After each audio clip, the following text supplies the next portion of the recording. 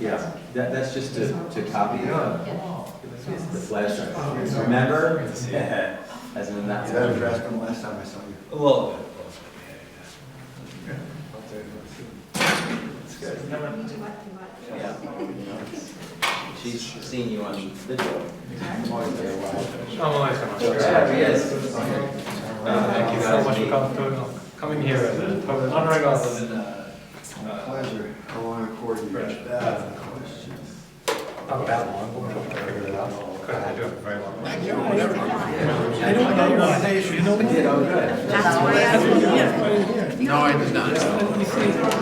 I printed it and I can't watch the video on my computer.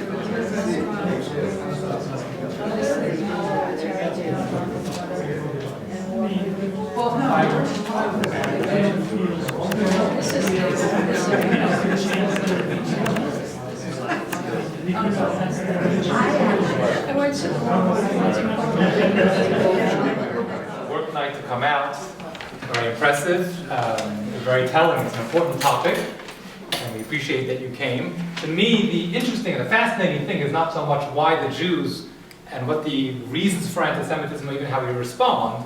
To me, the most amazing thing is that we have a room full of Jews that are still around after thousands of years of why the Jews, and we're still here.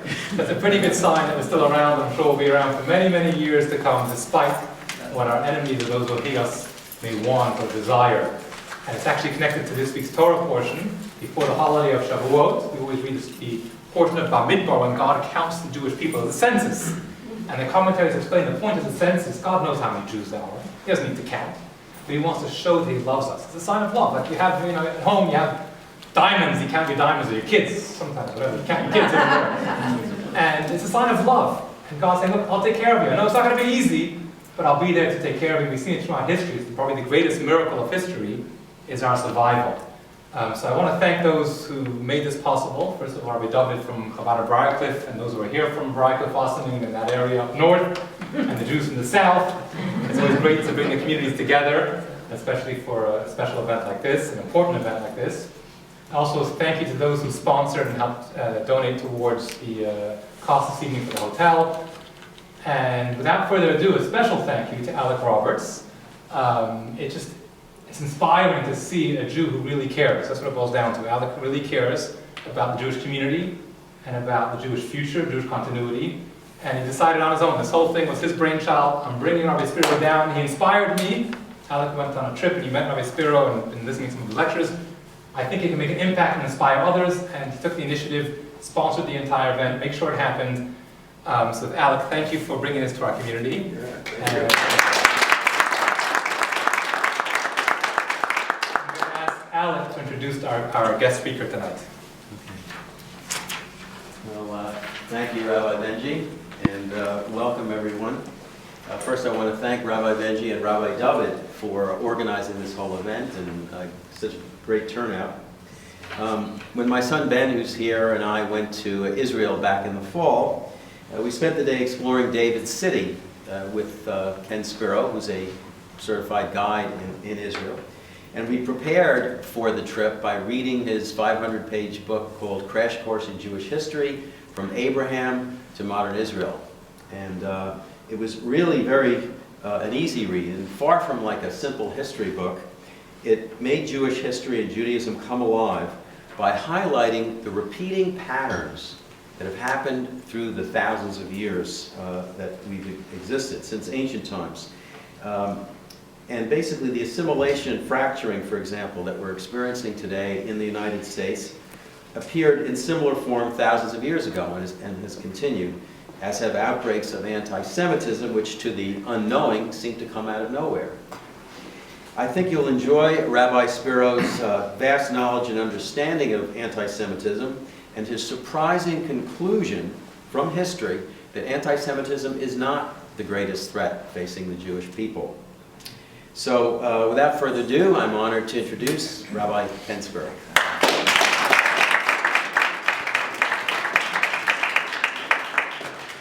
Good evening, everyone. My first talk of my trip here. I was here 3 weeks ago. I was on during Passover, I had one of the toughest assignments I've ever done for the Jewish people. I had to spend 10 days in Paradise Island at Atlantis, watching 1,000 Jews consume more calories in 10 days than all of Sub-Saharan Africa gets in a year. So these are the things you do.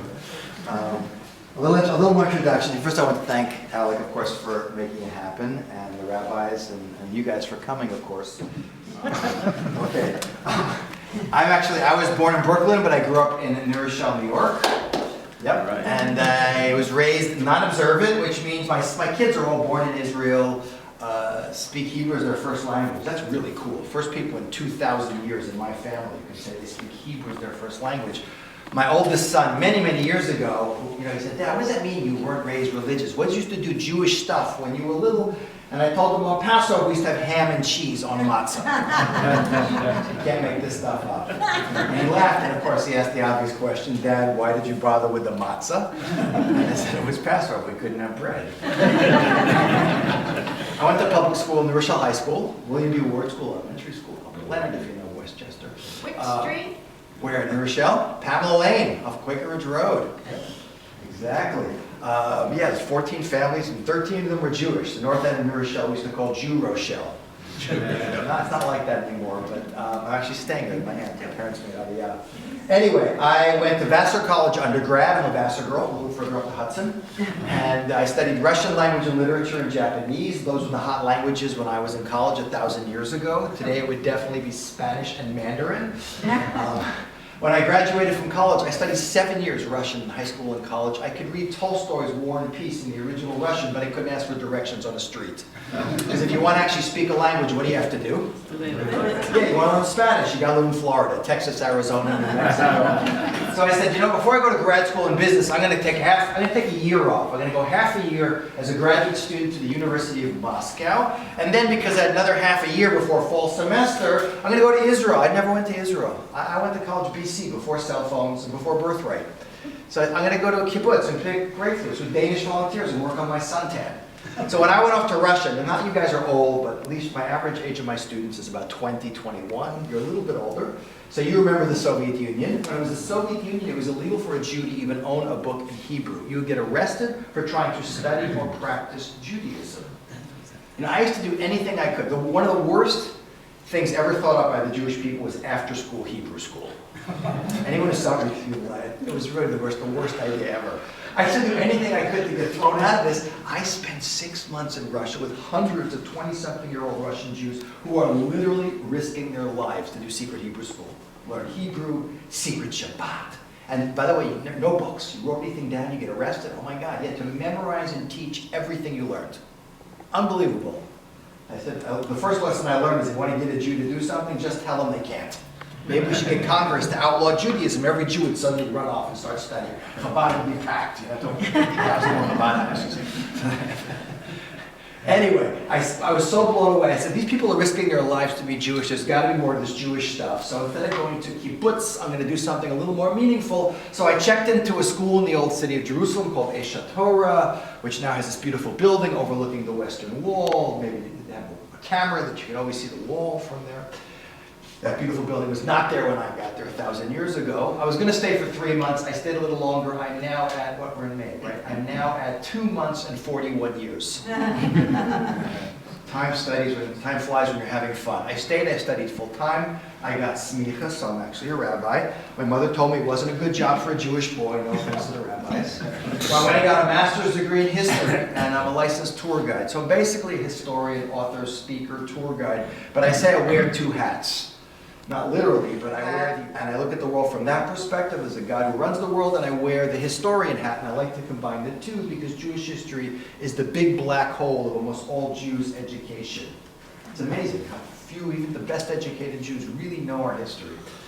So that's what I do, and I'm in Israel. I have 5 kids, thank God, all married and all with their own kids. One of my last daughters expecting her first kid. She's in Peru now.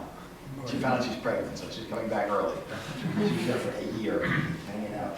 Anyway, and I live right in the center of town, and I spend most of my time teaching, guiding, and writing in Jerusalem, and then I go on speaking tours to exotic places like Tarrytown. Hey, tomorrow I'm going to Ottawa. Doesn't get more exciting than that. No, Winnipeg. But you're not Canadian, so you didn't get that. Anyway, what we're going to do is a presentation, which is a very important one, which is called Why the Jews, and it has to do with the Jewish understanding of what really drives anti-Semitism. The presentation takes about 45, 50 minutes. If you have any questions, if you don't mind holding them till the end, I'll be happy to answer them. I also have a really good website with a ton of content, which I'll happy to give you my card for. You'll see the site at the end of the last image. And this presentation is online at that site. We're also recording it now, so you can see it again. If you want quotes, want to share it with someone, you can do that. So I would say sit back and just absorb the information. One of the things we appreciate about anti-Semitism is that it's a universal phenomenon. There was a Harvard math professor by the name of Tom Lear. I think he's still alive. He's well into his 90s. Math professor, and he used to write really funny songs about the situation in the world in the 1960s. And he had a song called National Brotherhood Week, which is supposedly, I don't know if it really exists anymore, but a week when everyone gets along really nicely and then goes back to being racist and bigots the rest of the year. One of the verses of the song goes like this. All the Protestants hate the Catholics, and the Catholics hate the Protestants, and the Hindus hate the Muslims, and everybody hates the Jews, but He's Jewish, by the way, and the audience is all Jewish. And they're all laughing, but it's not funny. And the question is why? And the why is not just a interesting academic, historical, philosophical question. If you're following like the ADD, Anti-Defamation League, or any website, anti-Semitism is literally at the highest levels it has been since the Holocaust. The #1 country with the highest number of anti-Semitic incidents is which country? America, followed by Germany. Interesting. Yeah, Germany, I'm not surprised, whatever. But, so we gotta get to the bottom of this phenomenon. It's not going away, it's only getting worse. We need to make sure we never have, God forbid, what happened to the Jews of Europe in 1939 to 1945 happen to us or our children or our children's children. So that's what we're gonna be doing now, which is why this presentation is so important. Because we're gonna look at what people say about anti-Semitism, and then we're gonna look about what Judaism says really drives anti-Semitism, and therefore what's really the cure. So if you ask the experts why there's anti-Semitism, they'll generally give one of the following explanations. #1 is economics. Jews have too much control, too much power, too much influence. #2 is chosen people. We think we're better or special. No one likes an elitist. #3, scapegoat. We're always in the right place at the wrong time. Make the Jews the fall guy for all your problems. #4 is the most prevalent one today, which is Zionism. Not specifically Zionism, but it's the illegitimacy of Israel as a foreign colonialist occupying power with an apartheid state that's oppressing the indigenous Palestinians. #5 is outsiders. We're different. We're a fifth column. You can never really trust Jews because Jews are never really loyal. #6 is deicide, the Christian accusation of Christ killer. And last but not least is the one used by Hitler. We are a different and therefore inferior race. You guys seen these before? Pretty much any bestseller in places like Japan where there's no Jews. I have a friend, Gabi Sassoon, from the famous Sassoon family, who grew up in Kobe, Japan. He said, you know why the Japanese buy it? They're not anti-Semitic, but they actually believe it's true and they want to know how the Jews are doing it so they can copy it. But how do we know it's not true? Here's a great example. A month before the start of World War II, in May 1939, this is a very famous story. They made a movie out of it called The Voyage of the Damned. Hitler takes a boat and stuffs 1,000 Jews on it. Now supposedly, let's suppose this is a bunch of Jews who control the world, Reichmanns and Rothschilds. How hard would it be for them to find a port of refuge? I deal with this, especially as a tour guide, with a lot of very wealthy, powerful people. Even if they're the most obnoxious people in the world, doors open for them everywhere. Because money and influence get you access to everything. What happens to the ship? Anyone know the story? It circles around the Atlantic for weeks and weeks and weeks. The German captain of the ship, who was very sympathetic, wanted to scuttle the ship. In the end, no one took any of them in. It goes back to Europe and half of them die in the Holocaust. But more than that, Jews are today in America the highest income earning bracket. But if you look at your own families, go back a generation or two, I doubt any of us had ancestors who were wealthy people. Most Jews came to America with nothing. And Jews in Eastern Europe were best middle class with a few exceptions, and the vast majority were quite poor. What we notice is poor Jews are hated just as much as rich Jews. Completely disenfranchised, unempowered Jews are hated just as much as Jews in positions of power and influence with or without money. But more than that, you guys heard the Nuremberg laws? Yes. Hitler gets to power in 1933. 1935, he passes a series of laws called the Nuremberg Laws, which are basically these apartheid laws, which rob Jews of all the rights they had gained in the previous century. No more citizen, you're not citizens, you can't vote, no bank accounts, no public office, get thrown out of schools. If the threat the Jew poses, by the way, what percentage of Germany is Jewish in 1935? What is that? Less than 10%. 0.6%, really close, which is a third of what it is in America. They did own 70% of department stores. Remember that joke, why did God create Gentiles? Someone had to buy retail. But if the threat the Jew poses is somehow economic and political, and you can neutralize that with legislation, then why do we have to go stick the Jews in gas chambers? Clearly, in Hitler's mind, the threat the Jews poses is something very different that we'll get to later. Okay, so let's put that up. People may believe this, and people believe this today, by the way, and there are plenty of influential Jews. But I'm telling you, you put us in the opposite situation. No power, no influence, and no money, and the anti-Semitism is sometimes even worse. Okay, chosen people. Now it's true, we Jews have not viewed ourselves as chosen for privilege, but we definitely viewed ourselves as chosen for a very special responsibility in human history. Maybe that would engender a certain level of hostility, that we kind of apart, we're different, we have a unique mission. But then, of course, the Enlightenment and the Emancipation hits. The Reform movement, which starts in Hamburg, Germany in 1811, was started. I have a whole class just on this. It's a fascinating, insightful journey into Jewish identity in the modern world. It starts as a movement of Judaism to create a version of Judaism which will allow Jews to fit comfortably into the German world, which was the most enlightened society of the world, Germany and Austria. And the first thing the Reform movement drops is any notion of Jewish national identity, any notion of Jews returning to the land of Israel. We're Germans. We're not Jews. We're Germans of the Mosaic persuasion is how they defined themselves. Mosaic, not of Moses, not the floor tiles. And we're not going back to Germany. Berlin, Hamburg, Frankfurt, that is our Jerusalem. Germany is our Israel. You read these things in hindsight, you get kind of a sick feeling in your stomach, but back then you have no idea how much Jews love Germany. More than any Germans love Germany, Jews love Germany. So here are a bunch of Jews saying, we're not chosen, we're not special, we want to be Germans. Like this Protestant Germans, Catholic Germans, and Jewish Germans, but we're all Germans. Does the hatred go away? No, it comes back even worse. It's like you're a doctor, you think the patient is sick with a certain disease, you give him a drug for it, and he gets sicker. What does that tell you? We misdiagnosed this. Okay, and by the way, everyone thinks they're chosen or special. The red sun is in the flag of Japan because Nippon means the land of the rising sun. They're closest to the gods. The word for China in Chinese means center of the universe. By the way, traditionally the word for non-Chinese is monkey or barbarian. Not very PC. Christianity and Islam both believed what was called supersessionism. God chose the Jews, rejected them, and chose us instead. So every nation, every religion thinks they're chosen or special, but only we're hated for it. Even when we say we're not chosen or special, the hatred doesn't go away. Clearly, people may believe this, but it's clearly not the cause. Okay, let's try something else. Scapegoat. Where does scapegoat come from? The Bible. Where? Where in the Bible? They're sending the goat off into. Right. On the Yom Kippur service, when the temple was in Jerusalem, very good. You get your Sunday school teacher gets tell you learn something. Okay. Now, when we had a temple in Jerusalem for 830 years, we had one, first and second temple, and it was done. We had the tabernacle before the Mishkan. During the Yom Kippur service, the high priest, the Kohen Gadol, would symbolically confess the sins of the Jewish people onto a goat, which was sent off into the desert off a cliff. It's a symbolic act. The goat didn't do anything. It's a scapegoat, literally. It's taking the guilt with it. So this one is true, by the way. Jews are definitely scapegoating.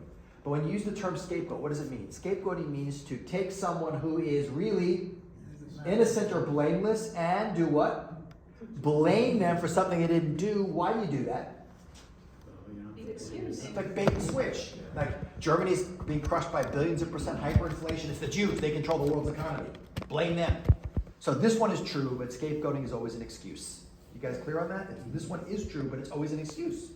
Now, by the way, when you're scapegoating someone, you just don't want to randomly pick someone out of a hat. Here's Hitler speaking at a rally in 1935, and he knows how to get a crowd going. And if you can read German, this is the byline of the Nazi newspaper Der Stürmer. Every issue has this on it. The Jews are our misfortune. Women and maiden, the Jews are our misfortune. This is the theme of the rally. What's the crowd's reaction as Hitler's ranting against how bad the Jews are? How are they reacting? Yay. They're cheering. We'll go to the Brauhaus, drink much beer, and beat up Juden after. They're getting all excited. But imagine he stands up there and says, we have to fight against the enemy of the fatherland and the world, the midgets. The midgets are our misfortune. What's the crowd's reaction now? Adolf is, as the British would say, barking mad. He needs a uniform with sleeves that tie around the back and an office with padded walls and no door handle on the inside.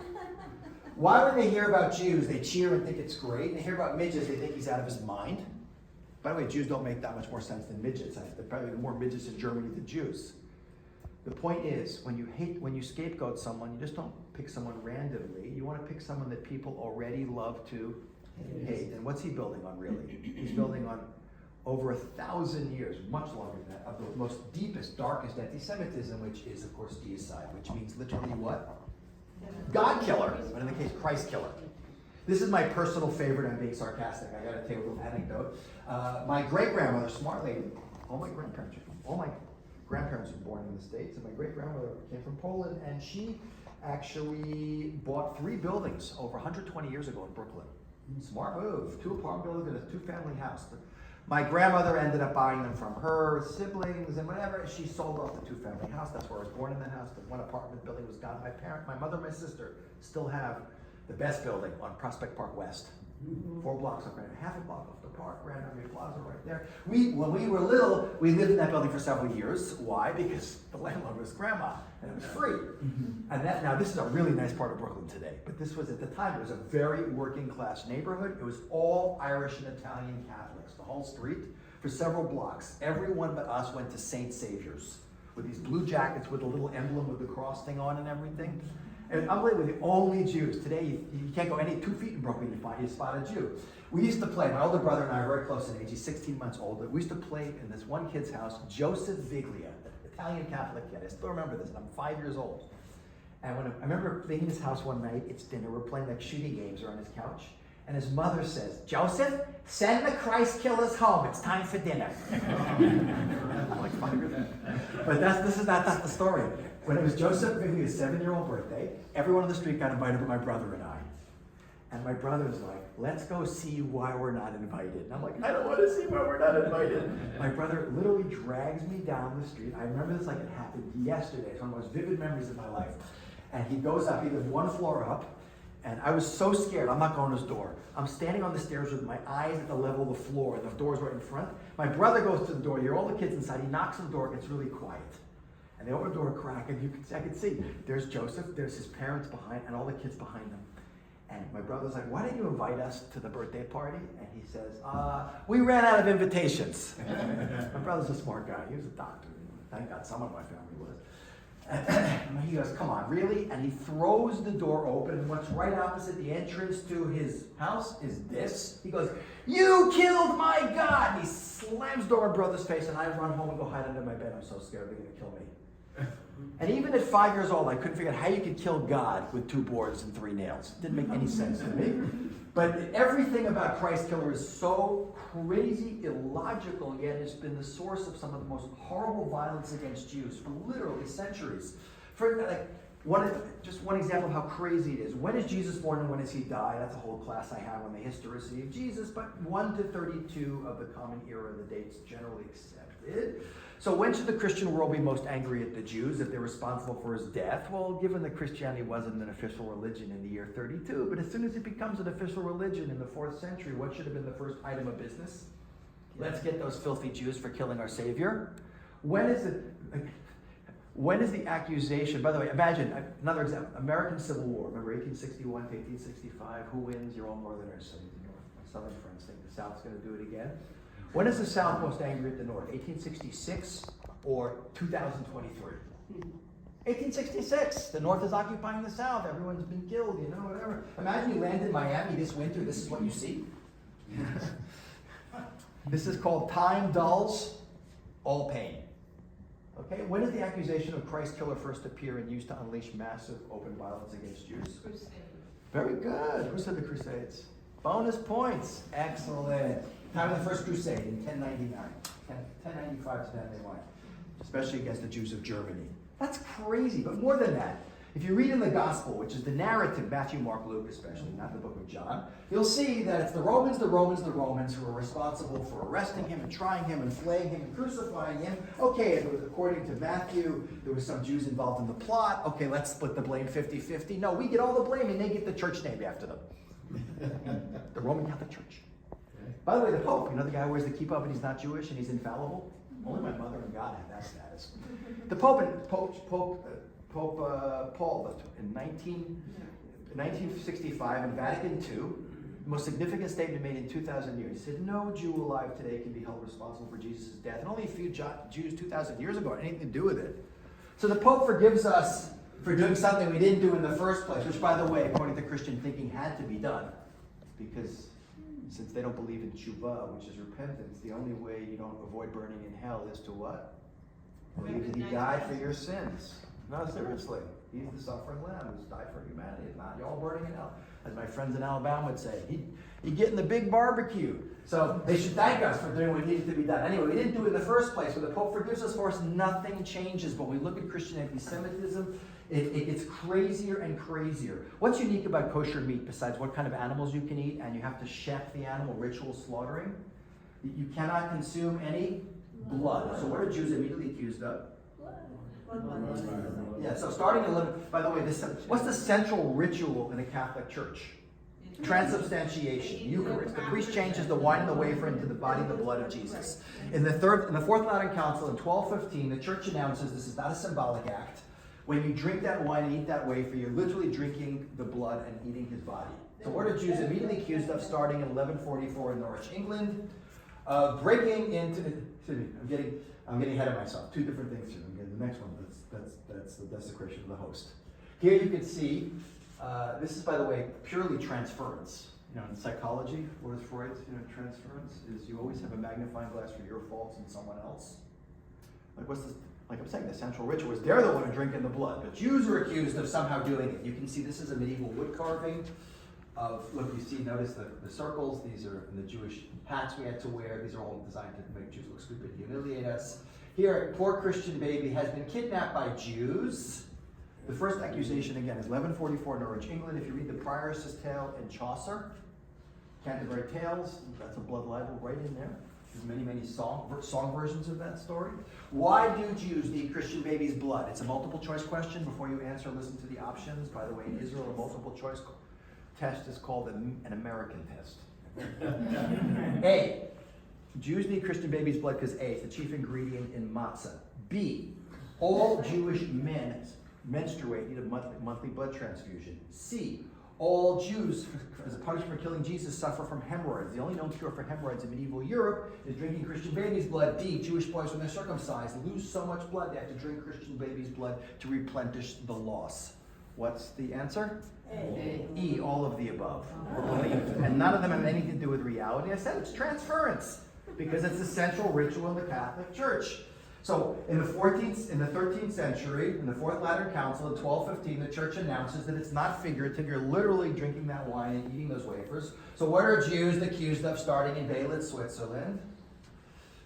Desecration of the host, breaking into a church. Here you can see the German graphic novel version of it here. Here is the Jews breaking into a church. There's the host, little crackers. They're stealing it. They're taking it back to the synagogue with a fake Hebrew, stabbing the crackers, which are screaming, and blood is pouring out of them. They divide them up between a bunch of Jewish co-conspirators to torture them. But thank God, the birds all reveal where the Jews are hiding with the crackers. So the Christians come. The Jews are arrested. The thief is beheaded. The leaders of the community are burned alive with hot tongs, and the whole Jewish community is slaughtered. And in the end, the host is back in the church. The Jews are all dead. The angels are singing, and the world's a better place. I hate the Jews because they torture crackers. You can almost laugh at that, but the entire Jewish community of Belitz in Switzerland was all burned alive in a giant house constructed for that purpose because one Jew was tortured until he admitted that we stole a cracker, and then they killed the entire Jewish community. None of this has anything to do with reality. It goes on and on. Just one more example. What's the animal that is the least kosher animal you could think of? Pig. The pig. So what's the animal always associated with Jews? The pig. These are all German images. You see Hitler's really building up. This is Martin Luther's church in Germany. It has a statue, not just a picture.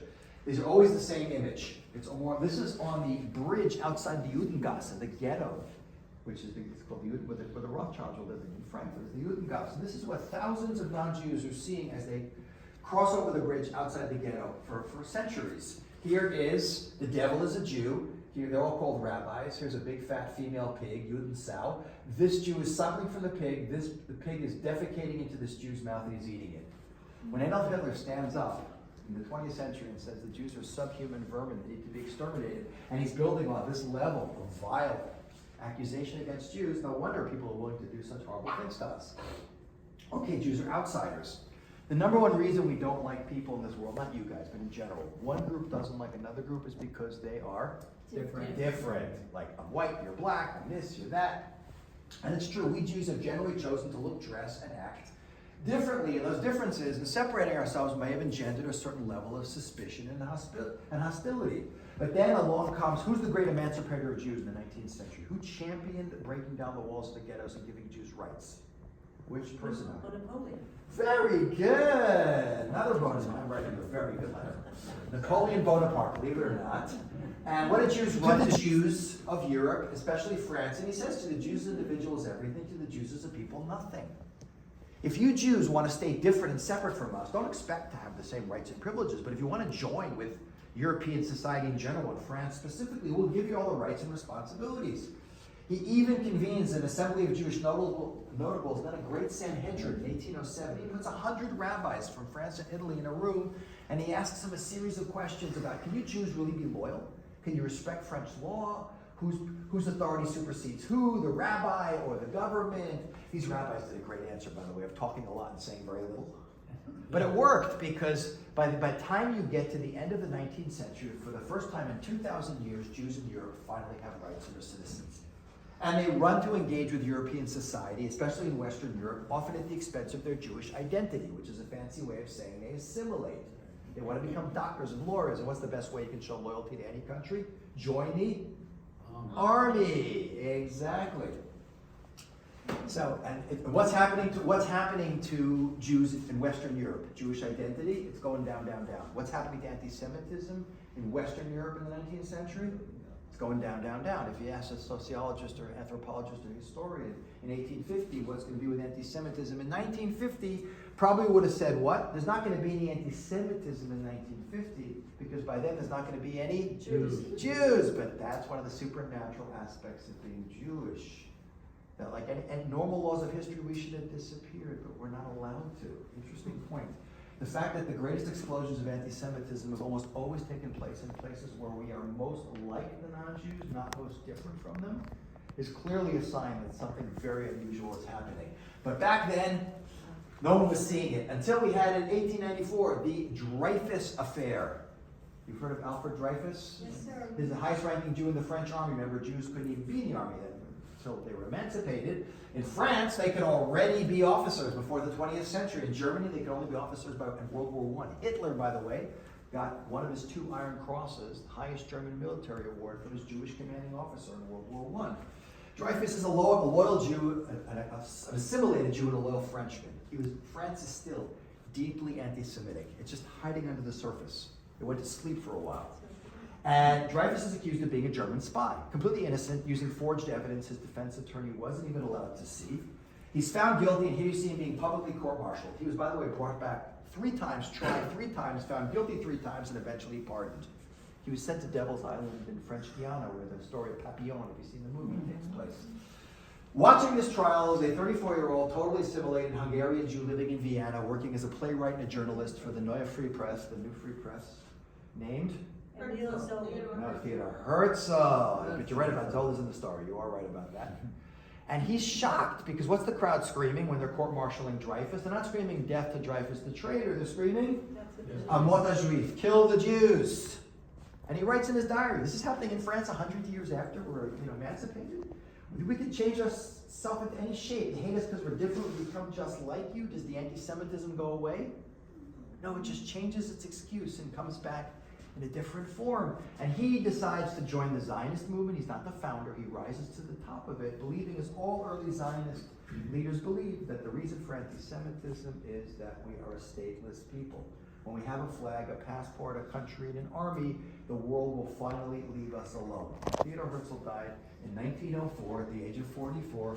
Fast forward to 2023, and the number one excuse for hating Jews is today Israel. How do we know this?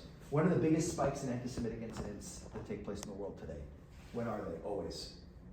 When Israel's involved in a war in Gaza. Always, always. Last spring, we just had one little mini war, we just had now.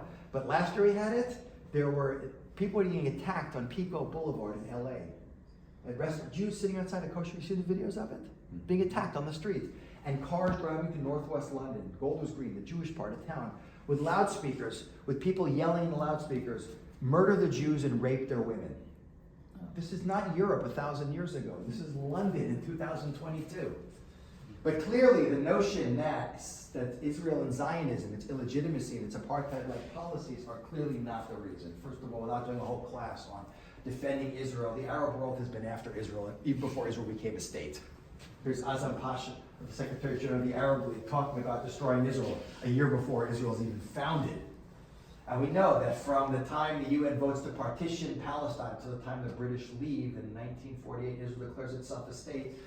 Before it even exists, it's under attack immediately, even while the British are still there. In 1947, the UN votes to partition Palestine. The Jews accept it, even though it was ridiculously area for a state. The Arabs reject it. Had the Arabs accepted the British partition, the UN partition plan, what would have been born along with Israel in 1947?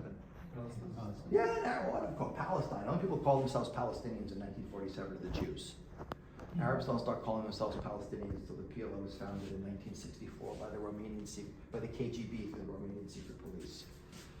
Little point of trivia, but you didn't know that one.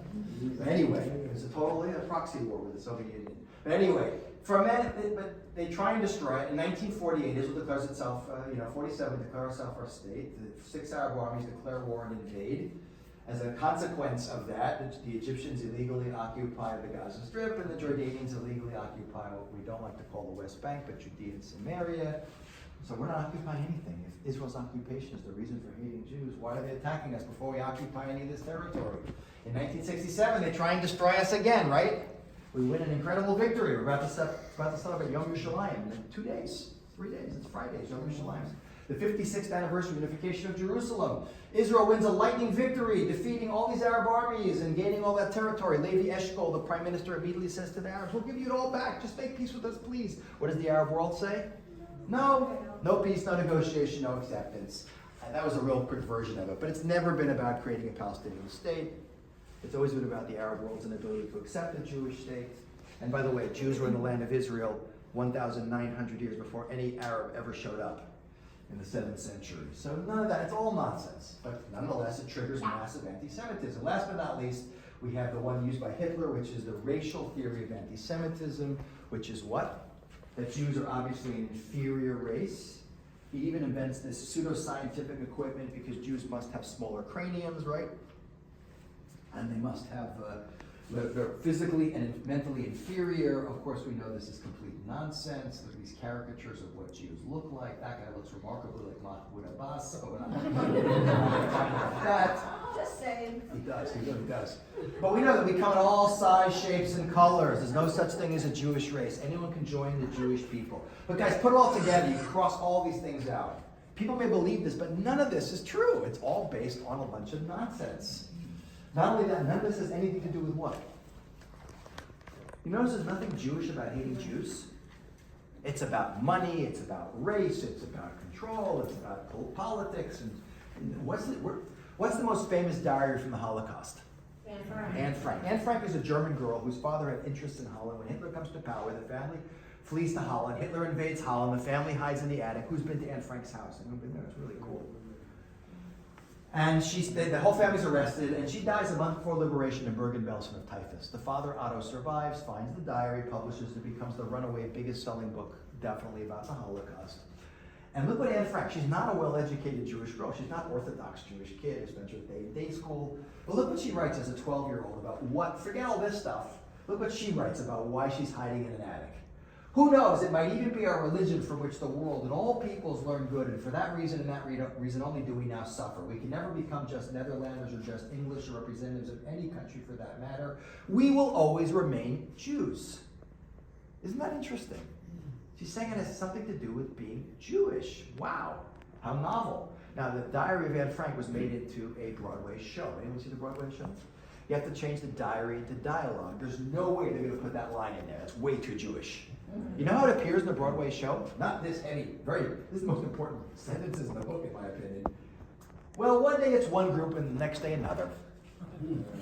That's it. Hitler's like sitting in his headquarters in Berlin. Eeny, meeny, miny, mo, and now it's time for the Juden to go. That's it. 6 million people, 1.5 million children are killed because of some nutty, irrational guy just deciding that it's our turn. So let's hit the pause button and let's flip it over the little time we have left and focus first of all on what is unique about anti-Semitism, and then we're going to look at what really drives it from the Jewish perspective.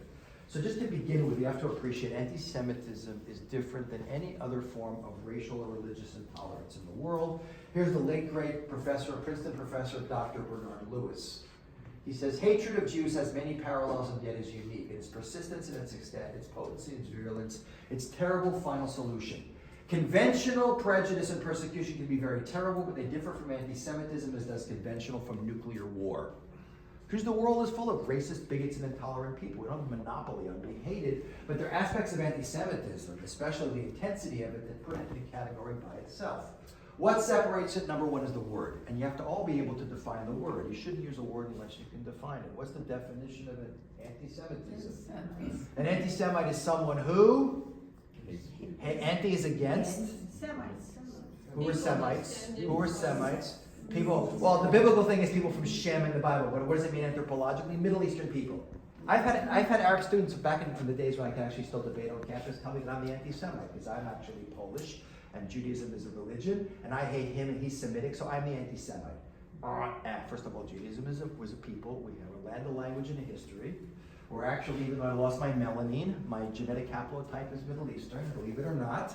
But the word was coined by a German writer that Hitler based much of his thinking on. His name is Wilhelm Marr. This is something you should memorize.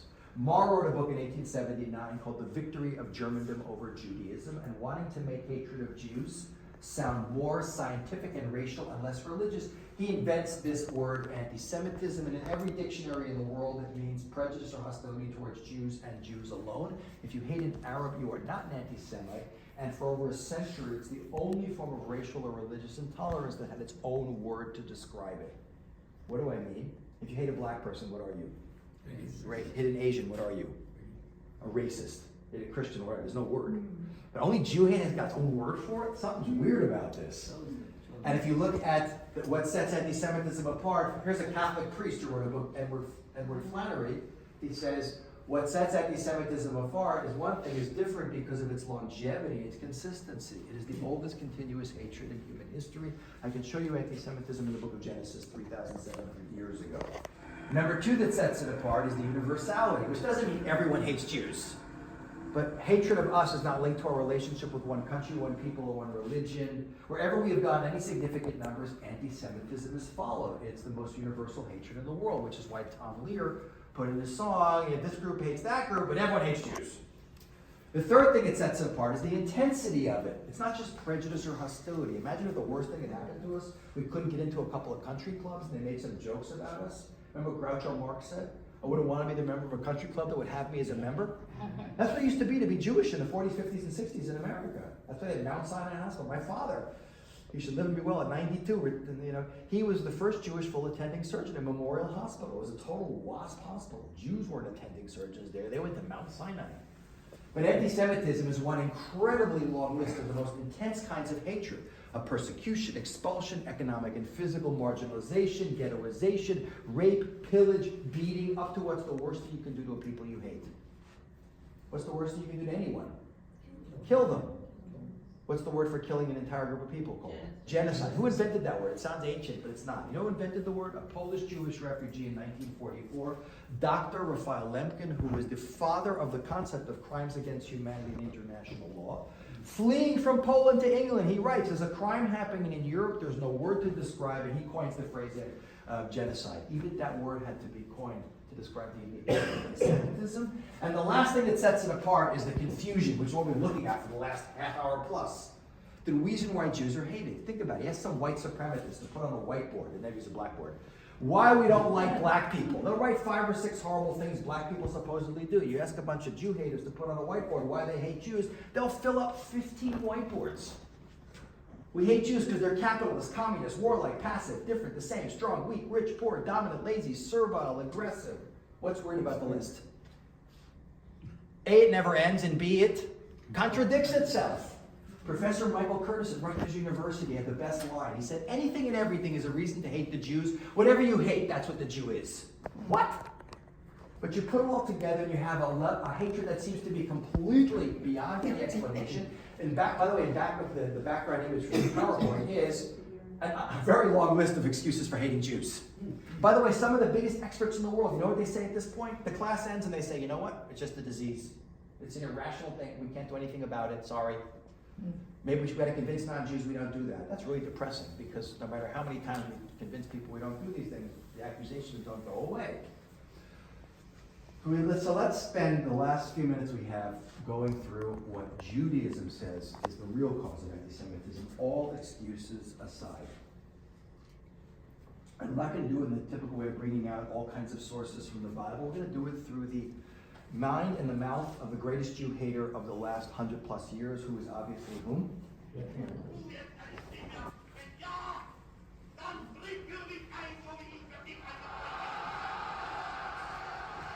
Now, I know it sounds weird, but how can you call Hitler? Like, imagine asking a guy with a white hood, like, to quote, what do you think of black people? You gonna take him seriously? Okay, Jenny, you have to be careful. But Hitler is unusual in that he is first of all, he writes a lot about Jews, and he talks a lot about Jews, and he is very clear in what he thinks of the Jewish people. And we're going to look at a series of quotes from Hitler, which are very, very, very insightful. Evil, but very insightful. We make 2 mistakes with Hitler and with evil people in general. One is that we don't take them seriously. Who's more consistent politically and ideologically, dictators or democratically elected leaders? Why? Because they don't care what you think. Don't worry about me. I got to say now, this election cycle, what's going to be popular now, whereas 4 years ago I say something different. No, dictators are very consistent people because you don't like what they say. They kill you. And then but now I can show people saying this guy's a clown. Okay, Hitler is remarkably consistent in what he says about the Jews when he first starts writing about the Jews in the 1920s until the moment before he puts a bullet in his bunker in his brain in April 1945. The quotes I'm going to show you are not taken from what's his famous book he wrote while being in prison for 8 months in 1925, Mein Kampf, although it's a very interesting book to read in terms of what's going on in his brain. These are taken from 3 books, Hitler Speaks, Hitler's Apocalypse, and Hitler's Table Talk. Many of them were recorded by people like Martin Bormann, who was Hitler's personal secretary. Very interesting. Look at a couple of quotes and you'll see what is going on in his brain. It's fascinating. He says, the struggle for world domination we fought entirely between us, between Germans and Jews. All else is facade and illusion. Behind England stands Israel, behind France and behind the United States. Even when we have driven the Jew out of Germany, he remains our world enemy. Now, Hitler does not believe that these countries are actually literally run by Jews, but with the exception of his invasion of the Soviet Union, every other country that Hitler is fighting is what form of government? Democracy. By the way, no democracy has ever gone to war with another democracy in history. How's that for a great point of truth? You know that? Never happened. And he said the ideology behind liberal democracy is overwhelmingly from Jews. And he's not just saying this. He's an intellectual. He's an idealist. He's going to practice what he preaches. Great example. 1944. Hitler's already lost Stalingrad. The Soviet army's on the advance, pushing the German army back. Hitler has a choice. Take trains and send soldiers to the Eastern Front to stop the advancing Soviet army, or take those same trains, forget the soldiers, let's send 500,000 Hungarian Jewish civilians to their death in Auschwitz. What does he choose to do? Yeah, Auschwitz, kill the last great Jewish community of Europe that survived till then. Now, militarily, what would we call that? Suicide. Ideologically, what would we call that? Very consistent. If his greatest enemy is the Jew, who are you going to make sure you get rid of? He goes on to say, do you now appreciate the depth of our National Socialist movement? That's what Nazism is. It's an abbreviation for National Socialism. Can there be anything greater and more all-comprehending? Those who see in National Socialism nothing more than a political movement of scarcely anything of it. It is more even than a religion. It is the will to create mankind anew. Hitler he's a visionary. He's like changing the world. It's not a political party. This is, as we say in Hebrew, hashkafa. It's a worldview. He's very ideologically motivated. They refer to me as an educated barbarian. Yes, we are barbarians. We want to be barbarians. It is an honorable title to us. We shall rejuvenate this world is near its end. Hitler views himself in messianic terms. I am saving the world. What's he saving the world from? Look what he writes now. Providence, which is the closest thing he gets to ever talking about spiritual forces, has ordained that I should be the greatest liberator of humanity. I am freeing man from the restraints of an intelligence that has taken charge, from a dirty and degrading self-mortification of a false vision called conscience and morality, and the demands of a freedom and a personal independence which only a very few can bear. By the way, Hollywood does tremendous disservice to a lot of things. One is romantic love. You know, the romantic comedies, the guy meets the girl, intense relationship, there's always a crisis in the middle of the movie, usually the guy's fault, and they always get back together at the end, and the movie always ends where? At the wedding, because then they lived happily ever after. Anyone married knows that the fun begins after you say I do, which is why the guy breaks the glass at the wedding, because it's the last time he gets to put his foot down. But the same thing was with evil. Evil in Hollywood is black. That's a kind of anti-woman. Sorry? That's a kind of anti-woman. No, it wasn't. It's a joke. That's how it starts. But that's how it starts. No, it's an anti-man joke. It's a Jewish guy's joke. Anyway, but seriously, the also evil in Hollywood. What color is evil? Darth Vader. What color is he? Voldemort. Saruman. They're black. Their henchmen are black, and they want to do evil. Even Boris Badenoff. You know, he wants society to provide to do evil in the world. Good. By the way, good people are saying I'm trying to be good. Evil people are very sure they're doing good. You know, H.L. Mencken had a great line. He said, "The urge to fix the world is almost always a false face to rule it. Beware the good man." So he's saying I'm saving the world. What am I saving the world from? A false vision called conscience and morality. Humanity is being crushed by this responsibility of conscience and morality. I am saving you from it. Look what he says now. It's an amazing quote. The Ten Commandments have lost their validity. Conscience is a Jewish invention. It is a blemish like circumcision. Whoa. That is the greatest backhanded compliment ever given to the Jewish people. What's a backhanded compliment? You're trying to insult someone and you end up giving them a compliment. Who went after circumcision first in history? Who remembers? Who were the first people to go outlaw it and go after it? The Greeks. Very good. 3 bonus points. Exactly. Hanukkah. The Greeks, Hanukkah was not a war for Jewish freedom from Greek occupation. The Greeks had occupied Israel for 150 years already. It was paganism's war against the only monotheistic faith in the world at the time. Paganism's war against monotheism. Look at the next quote. This is not a quote. This is the words of the Hitler Youth song that every German kid is singing from 1933 to 1945. I believe the last 7 words of this song, which have always been hiding in plain sight, are the 7 most important words, not only to understand Hitler's mind and the Holocaust, but to understand ultimately all of anti-Semitism. And I'm sure it sounds better in German, and here are the words. We are the joyous Hitler Youth. We don't need any Christian virtue. Our leader, meaning Hitler, is our savior. The Pope and rabbis shall be God. We want to be pagans once again. Whoa. Unbelievable. We want to be pagans once again. Hitler goes on to talk about how nature is brutal, but nature is balanced. And I'm going to read the quote because it's impossible to understand. Have you ever watched these Animal Channel shows when the lionesses hunt, by when the man comes and eats after the lionesses are caught to prey? When lionesses hunt like a herd of wildebeest, what do they go after? The alpha male of the herd, the 1,600-pound, virile, rippling with muscles and 6-foot-wide horn animal? No. What do they go after? The babies, the sick, the old. Yeah, you hear about a criminal who does that. What do you think of the criminal? Evil. What's the line being? Evil? No, the line's being natural. And nature is very brutal. There's no mercy in nature. Nature is brutal, but nature is balanced. And that's the way Hitler says the world used to be. You think Rome ever respected any country's borders? No way. The only countries Romans didn't conquer, the countries Romans couldn't conquer, like the Persians. But it's good. You take a lion now raised in a safari park and you stick it back into Africa, what happens to it in a few hours?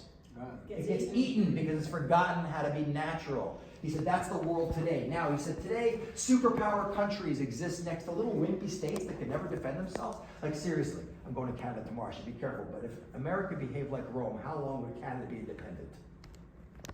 About 2 hours.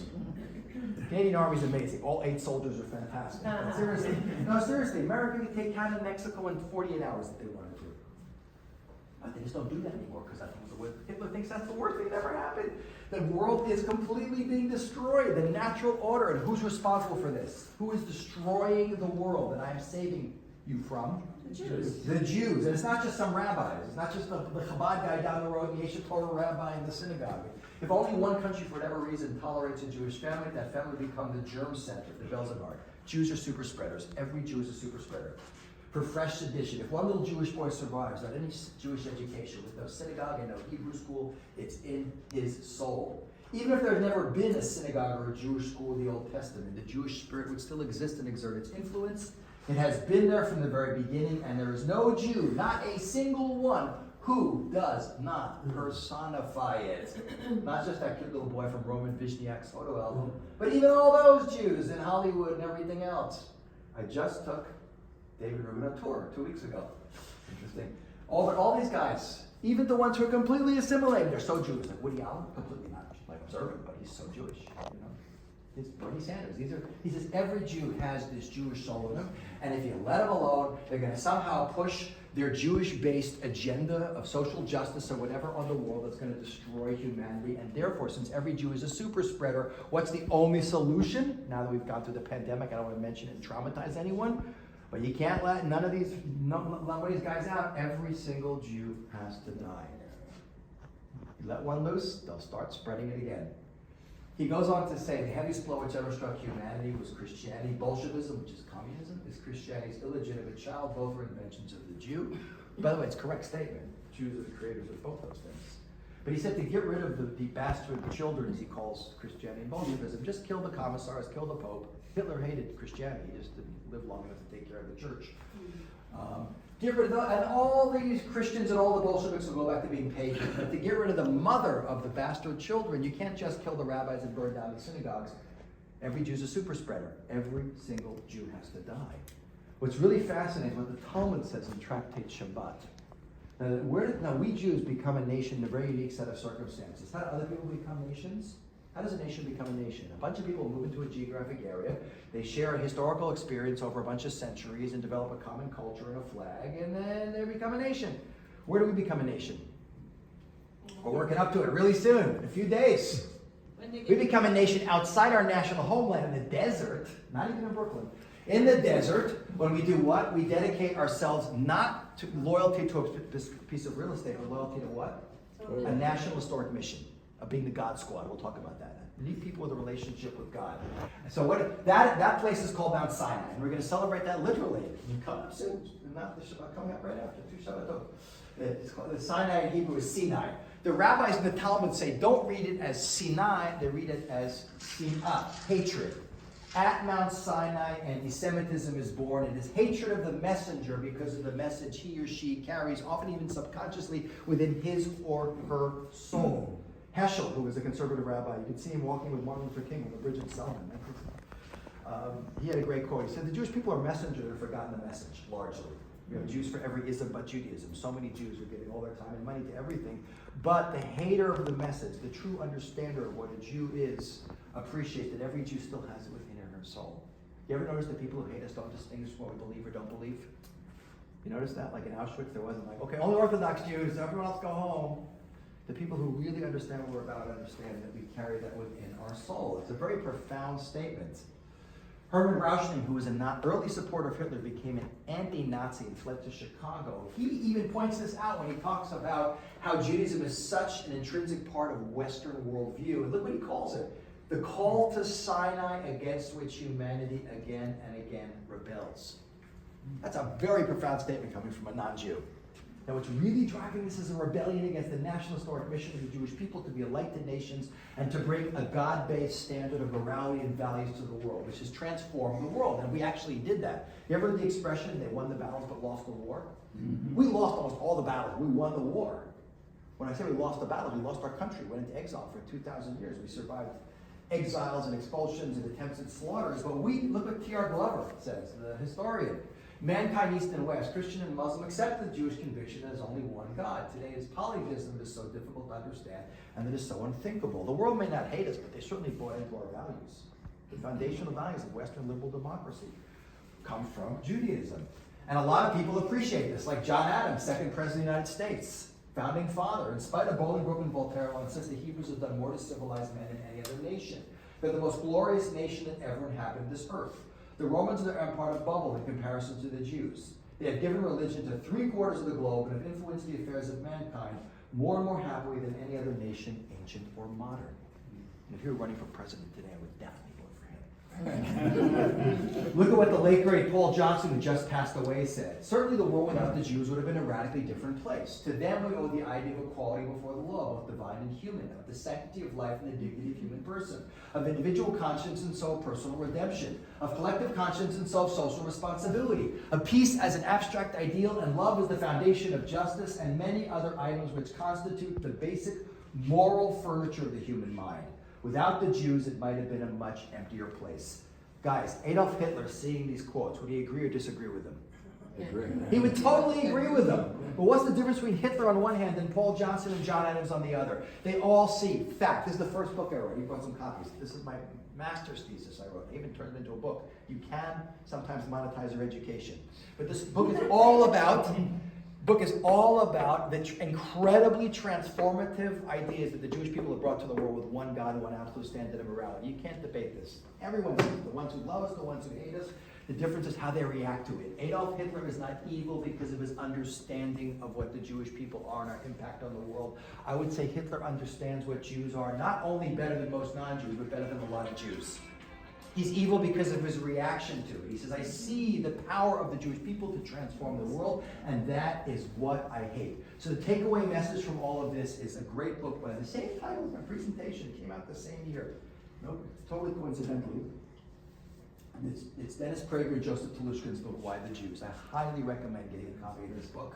But here is the takeaway message of what really is driving anti-Semitism. He says, from its earliest days, the raison d'etre, the reason for being of Judaism has been to change the world for the better. This attempt to change the world, to challenge the gods, religious or secular societies around them, and to make moral demands upon others has constantly been a source of tension between Jews and non-Jews. We now understand why so many non-Jews have regarded the mere existence of Jews, no matter how few, as terribly threatening. The mere existence of Jews with their different values and allegiances constitute a threat to the prevailing order. Simply put, we have been dragging the world kicking and screaming towards a vision of values based on one God and one absolute standard of morality, which Prager, I think, coined the phrase ethical monotheism. And anti-Semitism, regardless of what excuse it hides behind, is ultimately, on some level, a rebellion against that mission. Friedrich Nietzsche, the German philosopher, had a great line. He said, a human being can survive anyhow as long as he has a proper why. Which means people will go through tremendous pain and even sacrifice their lives if what they believe they're suffering or dying for is meaningful. And if we're sitting in this room today as Jews, it's only because we had ancestors for many generations who did that, often giving their lives with the last thing out of their mouth, saying Shema Yisrael Hashem Elokeinu Hashem Echad.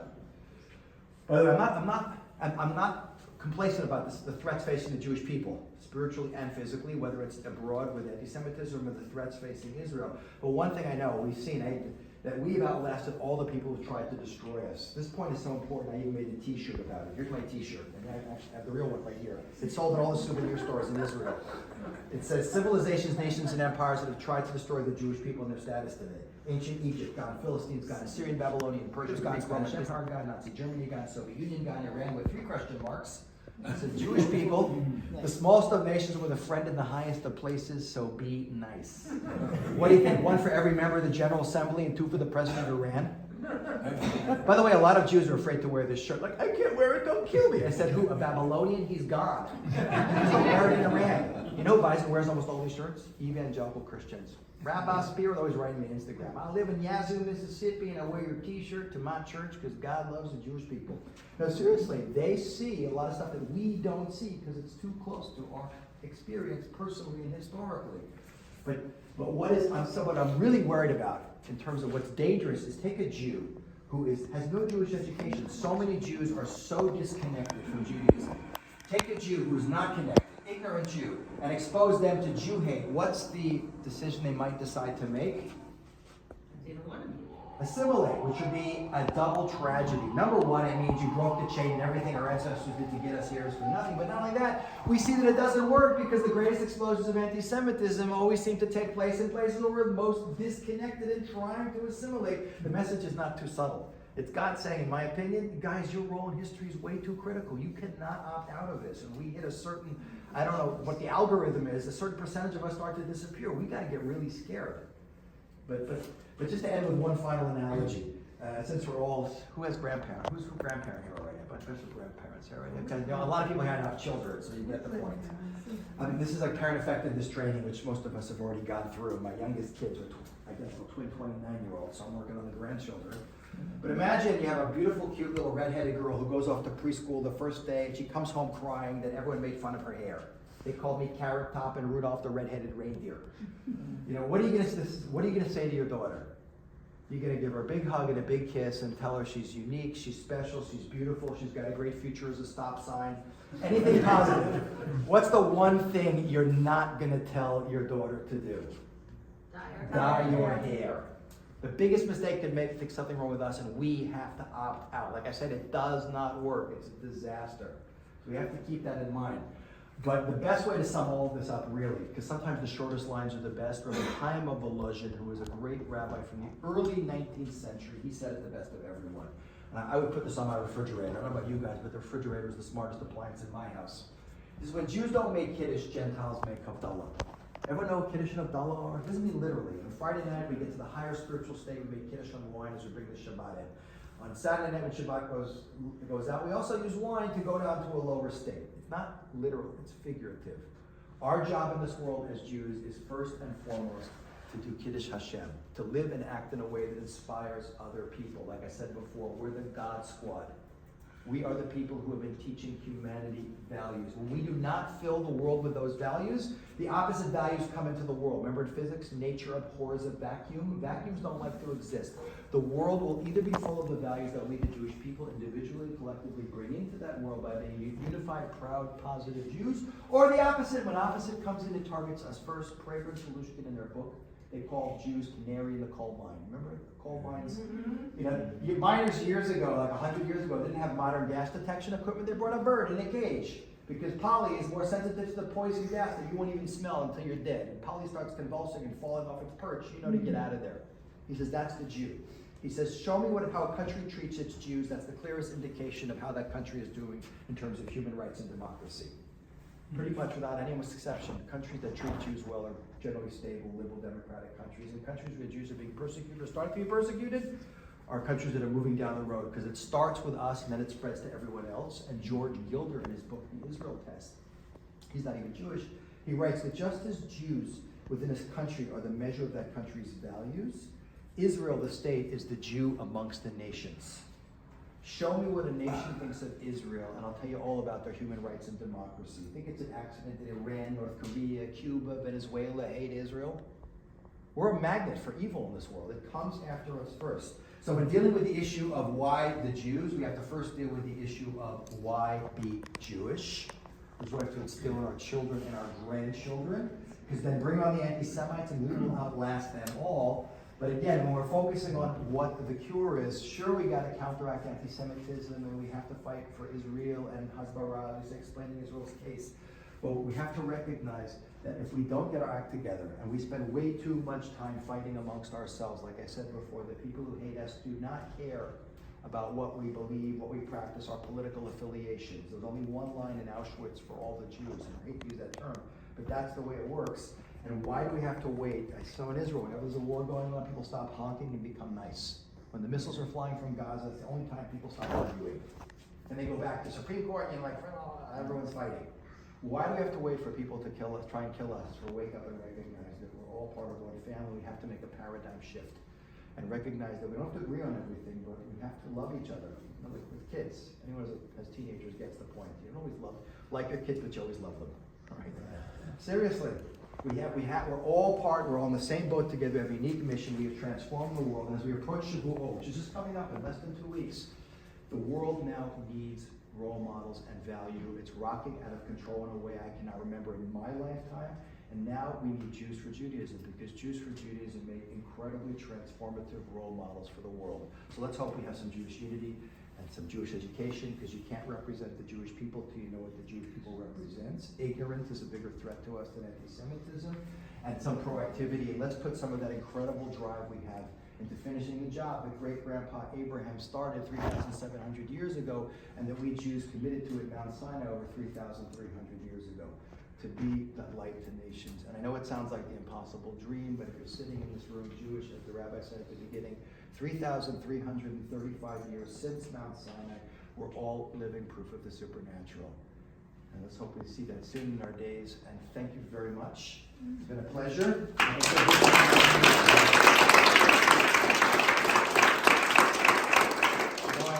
I went late because my mind is literally on Israel time. I came in a day ago, and my body's telling me it's 4 in the morning, so my brain is I apologize. But I have a couple copies of my book here. This, by the way, my most recent book is Destiny, the one you see up there, which actually has a part of the book is dealing exactly with this class we did today, the presentation, and it deals with the whole mission of the Jewish people in history. If you'd like, my website is kenspiro.com, and all my content is online there for free.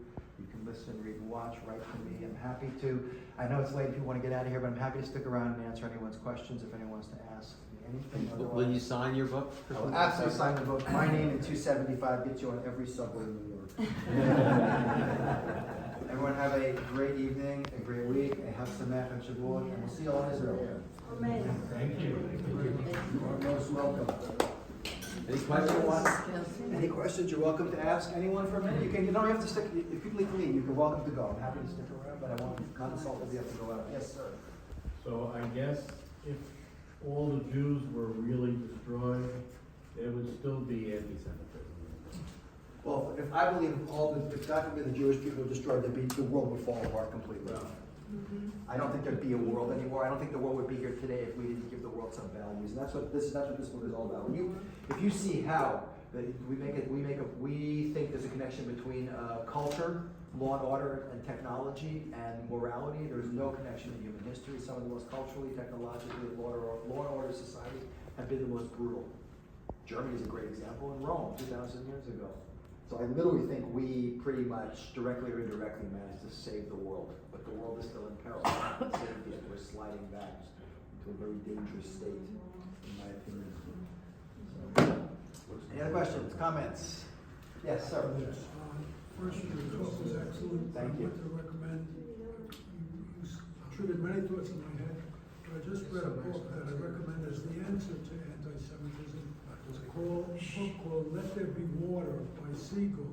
It's all about the Israeli developments in desalination and finding water in Israel and turning not only the desert into an oasis, but they've exported this technology to many of the countries that were their enemies, including Iran and China, and they've made friends that way.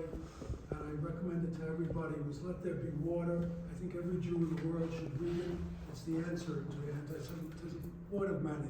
I think it's great. Israel does amazing, but trust me, when that book takes off, you know what the next accusation is going to be? Jews control all the elements. We already have a space laser who control the animal kingdom and stole the Iran's clouds. So, as much as Israel does amazing innovation, I don't think it's going to end the anti-Semitism, but it's part of what we're supposed to be doing. That's part of being a light to nations, is to do positive things for the world, not just in values. Okay, thank you very much.